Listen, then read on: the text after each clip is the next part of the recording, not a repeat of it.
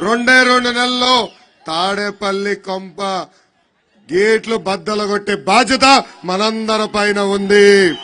గరిమెల సత్యనారాయణ గారు, సర్దార్ గౌతు లచ్చన్న గారు, ఎర్రం నాయుడు గారు జన్మించిన గొప్ప నేల శ్రీకాకుళం నేల.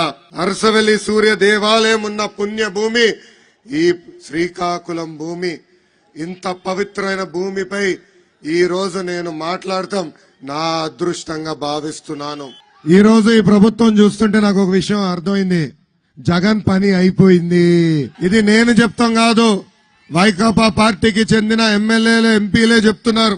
ఎన్నికల ముందల 25 ఎంపీలు గెలిపించండి, ఢిల్లీ మెడ వంచి ప్రత్యేక హోదా తీసుకొస్తా అన్నారు. ప్రజలు 31 ఎంపీలు ఇచ్చారు. ఆ 31 ఎంపీలు తీసుకెళ్లి కేసుల మాఫీ కోసం కేంద్ర ప్రభుత్వానికి తాకట్టు పెట్టిన వ్యక్తి ఈ జగన్.